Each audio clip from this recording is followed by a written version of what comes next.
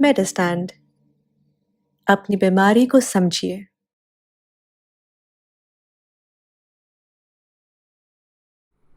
خواتین حضرات، professor Aziz Rahman from میڈسٹینڈ اپنی بیماری کو سمجھیے۔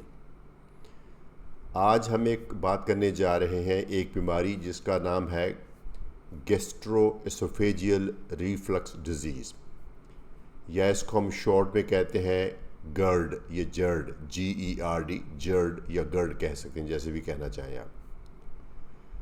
تو اس میں ہوتا کیا ہے کہ پہلے تو ایک سمجھیے کہ قدرتی نیچرل جو صحیح نظام وہ یہ ہے کہ جب ہم کھانا کھاتے ہیں تو خوراک کی نالی میں سے وہ چلا جاتا ہے معدے میں،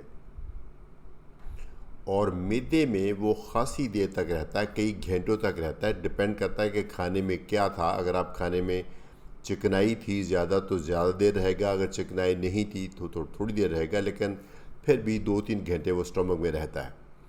اور اس دوران معدہ جو ہے وہ کانٹریکٹ کرتا ہے، بار بار اس کو پیستا ہے، یعنی کھانے کو، تاکہ وہ پتلا ہو جائے اور آگے جا کے جب چھوٹی آنت میں جائے تو وہ اس کے لیے ڈائجیشن ایزی ہو جائے۔ اور معدے کے جو کام ہے اس میں سے ایک کام یہ ہے کہ وہ معدہ تیزاب بناتا ہے بہت زیادہ، اور معدے کا جو تیزاب ہے وہ ہماری ڈائجیشن کے لیے ضروری ہے، اور اتنا زیادہ تیزاب ہوتا ہے کہ وہ نارمل کوئی بھی ہماری باڈی کا آرگن اس کو نہیں سہ سکتا، لیکن معدے کے اندر ایک اسپیشل لائننگ ہے جو قدرت نے بنائی ہے تاکہ وہ معدے کا جو تیزاب ہے وہ معدے کو نقصان نہ پہنچا سکے۔ اچھا، دوسرا ایک بہت بہترین میکنزم یہ ہے کہ خوراک کی نالی اور معدے کے بیچ میں ایک ویلو ہے، یوں سمجھ لیجئے کہ نارمل حالات میں وہ ون وے ویلو ہے، وہ کھانے کو ادھر سے نیچے جانے دے گا اور کھانے کو واپس نہیں آنے دے گا، اور جو معدے کے اندر تیزاب ہے اس کو بھی واپس نہیں آنے دے گا۔ یہ تو ہے اس کا قدرتی، اگرچہ یہ قدرتی عمل کبھی کبھار ایک نارمل انسان میں بھی کئی دفعہ اس میں خرابی آ سکتی ہے، لیکن کچھ لوگوں میں یہ جو نظام ہے کہ کھانا یا تیزاب واپس نہ آ سکے یہ خراب ہوتا ہے۔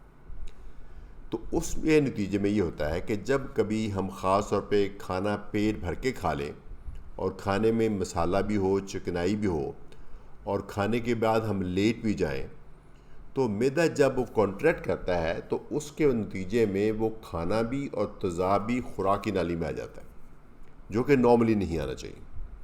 جب وہ خوراک کی نالی میں آ جاتا ہے تو یہ خوراک کی نالی کا تو کام صرف کھانے کو معدے تک پہنچانا تھا، لیکن اب اس کے اندر وہ تیزاب آ گیا تو اس کی وجہ سے خوراک کی نالی میں سوزش آ جاتی ہے۔ اچھا، قدرتی نظام یہ بھی بہت اچھا ہے کہ اگر تھوڑا سا خوراک آ بھی جائے تو فوری طور پہ وہ ہمارا جو سلائیوا ہے وہ اور جو ہماری خوراک کی نالی کی سیکریشن ہے وہ اس کو دوبارہ واپس بھیج دیتی ہیں، اور وہ جس کو بولتے ہیں پیریسٹالٹک ویو آتی ہے، وہ دوبارہ اس کو اندر اسٹومک میں بھیج دیتے ہیں، اور انٹسٹ ہماری جو اسوفیگس بچی رہتی ہے۔ لیکن جن لوگوں میں یہ گیسٹرو اسوفیجیل ریفلکس ڈیزیز ہوتی ہے، ان کا یہ جو ویلو ہے وہ جو انشور کرتا ہے کہ کھانا واپس نہ آئے وہ ڈیفیکٹو ہوتا ہے، تو اس کے نتیجے میں پھر ان کو اکثر جب وہ کھانا ذرا ہیوی کھائیں گے یا اس کے اندر مرچ مسالہ ہو تو وہ کھانا اور تیزاب وہ پیچھے آتا رہے گا، تو خاص طور پہ ان کو یہاں تیزابیت محسوس ہوتی ہے۔ جو ریفلکس کا مطلب یہ ہوتا ہے کہ وہ واپسی، یعنی ایک چیز کا واپس آ جانا، اس کو ریفلکس بولتے ہیں ہم اپنی لینگویج میں۔ تو خاص طور پہ جب لوگ اوور ویٹ ہوتے ہیں تب ان کو یہ ہوتا ہے، یا کچھ لوگوں کو پیدائشی طور پہ ایک چیز بولتے ہیں ہائٹس ہرنیا، یا ہائٹس ہرنیا ہو یا وہ بہت موٹے ہوں تو ان میں یہ عمل زیادہ ہوتا ہے۔ تو اس کی علامات کیا ہیں؟ پہلے تو مریض یہ بتائے گا کہ جو سمپل یہ بتائے گا کہ جی کھانا ادھر گلے تک آتا ہے، کہ ادھر منہ کے اندر بھی آ جاتا ہے، تو وہ پھر واپس چلا جاتا ہے۔ تو ایک تو یہ علامت ہے اس کی۔ دوسری اس کی علامت ہے یہ چھاتی میں جلن رہتی ہے، معدے میں بھی جلن رہتی ہے، بلوٹنگ جس کو بولتے ہیں، کھانا ہضم نہیں ہوتا، لگتا ہے جیسے کھانا کھانے کے بعد یہی معدے میں پڑا رہا ہے، چونکہ معدے میں جو آگے جانا چاہیے تو وہ پیچھے آ جاتا ہے، اس لیے وہ معدے میں پڑا رہتا ہے۔ تو اس لیے یہ اس کی علامات ہے۔ تشخیص تو بڑے آرام سے جب مریض بات کرتا ہے تو اس کی باتوں سے پتہ چل جاتا ہے، اگرچہ اس میں جب یہ چھاتی کی درد کی بات ہوتی ہے تو ہمیں اور بھی کئی پاسبلٹیز کو ذہن میں رکھنا ہوتا ہے، مثلا کوئی دل کی تکلیف نہ ہو، یا کوئی اور اس طرح کی پتے کی مسئلہ نہ ہو، یا ایک پینکریاز ہوتا ہے اس کی تکلیف نہ ہو۔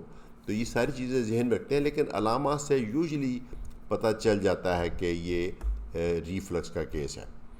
اور اس کی تشخیص جو ہے وہ عام طور پہ یا تو ہسٹری بھی ہو جاتی ہے، یا پھر اگر ٹیسٹ کرانا چاہے تو بیسٹ ٹیسٹ تو پھر اس کے لیے وہ ہے انڈوسکوپی جو ہے، وہ کیمرہ ڈال کے وہ ٹیسٹ کیا جاتا ہے. اگرچہ وہ بیریم پلاک ایکس سے بھی کیے جا سکتے ہیں. ایک دو اور ٹیسٹ ہیں جو ٹیکنیکل سے ہیں، پی ایچ مانیٹرنگ کہتے ہیں اس کو، یا مینومیٹری پریشر مانیٹرنگ کہتے ہیں. وہ بہت کم لوگوں میں ضرورت پڑتی ہے، لیکن عام طور پہ ہسٹری پہ یا پھر انڈوسکوپی پہ ڈائگنوسز ہو جاتی ہے. اچھا، یہ تو ہے تشخیص. اب اس کا علاج کیا ہے؟ علاج اگرچہ ادویات سے ممکن ہے، بٹ اس سے پہلے جو ہم آپ کو بتانا چاہتے ہیں، جو آپ بھی یقیناً سننا چاہتے ہیں اور جو آپ یقیناً کرنا بھی چاہتے ہوں گے، کہ ہر انسان یہ چاہتا ہے کہ اس کا جو مسئلہ ہے وہ دوائی کے بغیر حل ہو جائے.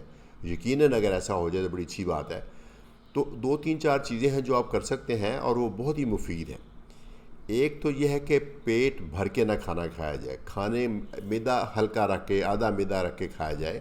خاص طور پہ وہ کھانا جس کے بعد آپ نے لیٹنا ہے، یعنی رات کا کھانا خاص طور پہ بہت ہلکا پیٹ رکھ کے کھایا جائے. دوسرا، رات کے کھانے میں خاص طور پہ چکنائی کا عنصر اور مرچ مسالے کا عنصر کم ہونا چاہیے، کیونکہ یہ تیزابیت زیادہ بناتے ہیں. اس کے بعد جو بہت ہی امپورٹنٹ بات ہے کہ کھانے کے فوراً بعد نہیں لیٹنا چاہیے. آج کل ہماری لائف اتنی بزی ہو گئی ہے کہ کئی دفعہ ہم لیٹ گھر آتے ہی کھانا کھا کے لیٹ جاتے ہیں. تو یہ ہیلتھ کے پوائنٹ آف ویو سے صحیح نہیں ہے. تو کھانے میں اور سونے میں تقریباً 3 گھنٹے کا وقفہ زیادہ ضروری ہے. بہت اچھا ہے اگر 3 گھنٹے کا ہو. تو ان 3 گھنٹوں میں بھی آپ نے لیٹنا نہیں، بیٹھنا ہے. کیونکہ اگر آپ سپوز اس وقت عام طور پہ ٹی وی وغیرہ دیکھنے کا ٹائم ہوتا ہے، اگر آپ نے کھانا کھا لیا ہے تو بیٹھ کر لاؤنج میں یا کمرے میں بیٹھ کر اپنا ٹی وی دیکھیں، تاکہ آپ کی پوزیشن جو اپ رائٹ رہے، وہ پیچھوں کو تیزاب نہ ہے 3 گھنٹے. اور دوسرا، ان تمام چیزوں سے امید ہے کافی حد تک فائدہ ہو جائے گا. لیکن اس کے باوجود اگر ریفلکس نہ جائے تو پھر ایک اور طریقہ کار یہ ہوتا ہے کہ بیڈ کے جو سر والی سائیڈ ہے اس کے جو پائے ہے اس کے نیچے ایک اینٹ رکھ لی جائے.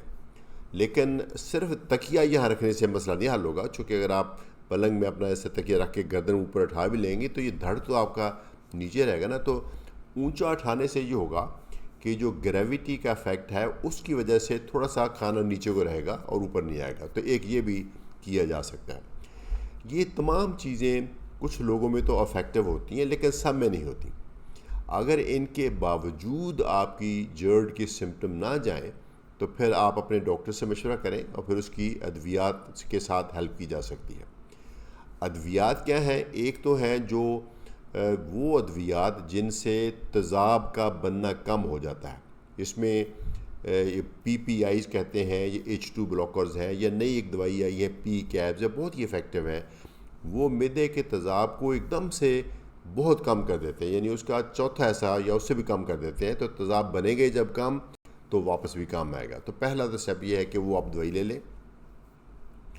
کئی دفعہ اگر تکلیف کبھی کبھی آتی ہے تو جو اینٹاسڈز ہوتے ہیں، یہ اکثر آپ نے دیکھے ہوں گے، ملتے ہوں گے. بوٹل ہوتی ہے بڑی سی وائٹ کلر کا، اس کا دودھیا سا شربت ہوتا ہے. تو وہ کیا کرتا ہے، اس کے 1-2 چمچ پی لیں تو وہ آپ کی یہ خوراکی نالی کی کوٹنگ کر دے گا اور اسٹمک میں بھی چلا جائے گا. تو وہ ہوتے ہیں الکلائن، یعنی معدے کے جو تیزاب ہے اس کو نیوٹرلائز کرنے کے لیے یہ جو اینٹاسڈز ہوتے ہیں. اینٹاسڈ کا مطلب ہوتا ہے کہ ایسڈ کا اپوزٹ. تو وہ جو ہوتے ہیں وہ الکلیز ہوتے ہیں. تو الکلی جو ہے وہ اس کو نیوٹرلائز کر دے گی تو معدے کی تیزابیت اس سے بھی کم ہو جائے گا. یہ اینٹاسڈ کا یہ ایڈوانٹیج ہوتا ہے کہ اگر ابھی آپ کو تیزابیت ہو رہی ہے تو ابھی آپ لیں گے تو آپ کو فوری ریلیف مل جائے گا. لیکن اگر آپ اس کا اثر 1-2 گھنٹے رہتا ہوتا ہے، اس کا مطلب ہے کہ اس کو پھر بار بار لینا پڑے گا. تو بیسٹ یہ ہوتا ہے کہ آپ پرہیز بھی کریں اور ایک وہ جو دوائی جو پی پی آئی یا H2 بلاکر اس کی بھی لیں. اس کے باوجود کبھی کبھی ریفلکس ہو جائے تو پھر آپ کا اوپر سے اینٹاسڈ بھی لے سکتے ہیں. تو یہ ہے. اور کچھ ادویات بھی ہیں جو ریفلکس کر سکتی ہیں. اب ان میں سے کئی ادویات تو بہت ضروری ہیں. اب وہ میں یہاں پہ نہیں آپ کو ایسا امپریشن دینا چاہتا کہ اگر آپ وہ دوائی لے رہے ہیں تو بند کریں. کئی بلڈ پریشر کی دوائیاں ہیں، کئی اور ادویات ہیں جو کہ ہمارے جو مسل ہیں اس کو ریلیکس کرتی ہیں، تو یہ ریفلکس بڑھ سکتا ہے. جو پین کلرز ہیں جو انفارچونیٹلی بہت ہی لارج کوانٹٹی میں کنزیوم کیے جاتے ہیں، پین کلرز جن کو نان اسٹیرائڈل اینٹی انفلیمیٹری ڈرگز کہا جاتا ہے، وہ بھی زیادہ استعمال سے یہ چھل جاتا ہے اور ریفلکس بڑھ جاتا ہے. تو یہ ساری چیزیں کی جا سکتی ہیں. اگر بالکل نہ ٹھیک ہو تو پھر انڈوسکوپی بہت ضروری ہے، چونکہ انڈوسکوپی سے ایک تو شورلی پتہ چل جائے گا کہ آپ کو ریفلکس ہے کہ نہیں ہے، اس سے بھی زیادہ پتہ چل جائے گا کہ ریفلکس کے نتیجے میں آپ کی خوراکی نالی چھل تو نہیں گئی اندر، یا اس کے اندر ایک چیز ہوتی ہے اسٹرکچر وہ تو نہیں بن گیا، یا آپ کو ہائٹس ہرنیا تو نہیں، یا اللہ نہ کرے بہت لانگ ٹرم اگر آپ کو کسی کو جڑ ہے تو تھوڑا سا خوراکی نالی میں کینسر کا خطرہ بھی ہوتا ہے. تو یہ سب چیزیں انڈوسکوپی پہ پتہ چل سکتی ہیں. بہت کم کیسز میں جس کو میں نے بتایا پی ایچ مانیٹرنگ اور یہ مینومیٹری یہ کی جانی چاہیے. یہ اگرچہ یہ دونوں ٹیسٹ پاکستان میں بھی وائڈلی نہیں اویلیبل، بٹ عام طور پہ ہم ہسٹری سے اور انڈوسکوپی سے تشخیص کر کے علاج کرتے ہیں. مجھے امید ہے کہ ان ٹپس کی وجہ سے آپ کو فائدہ ہوگا. اگر آپ اوور ویٹ ہیں تو ویٹ کم کیجئے، اگر آپ خوش خوراک ہیں تو خوراک کم کیجئے، اگر آپ کھانے کے بعد فوری لیٹ جاتے ہیں تو اس کے کھانے میں اور سونے میں ٹائم بڑھائیے. اگر آپ کھانے کے بعد لیٹ کے ٹی وی دیکھتے ہیں تو کوشش کریں بیٹھ کے ٹی وی دیکھیں یا تھوڑی چہل قدمی کر لیں. اور اگر اس کے باوجود نہیں ٹھیک ہوتا تو بستر کے سر والی سائڈ ذرا اونچی کر لیں، اور یہ بھی نہیں ہوتا تو پھر ڈاکٹر سے مشورہ کریں، وہ آپ کو دوائی دیں گے. ان ادویات کا استعمال بہت باقاعدگی سے لینا ضروری نہیں ہوتا، چونکہ جب آپ کی سمٹم نہیں ہے تو بے شک آپ اس کو بریک دے دیں، جب سمٹم ہوں تو لے لیں. اس طریقے سے ان کے ادویات سے آپ فائدہ اٹھا سکتے ہیں. تو اجازت چاہوں گا. مجھے امید ہے کہ آپ کو یہ ویڈیو پسند آئی ہوگی، اور اگر پسند آئی ہے تو میری چینل سبسکرائب کیجئے تاکہ میں اسی طرح کی اور یوزفل ویڈیوز بھی آپ کو بھیجتا رہوں. اجازت چاہوں گا. عزیز الرحمان فرام میڈسٹینڈ. اپنی بیماری کو سمجھیے.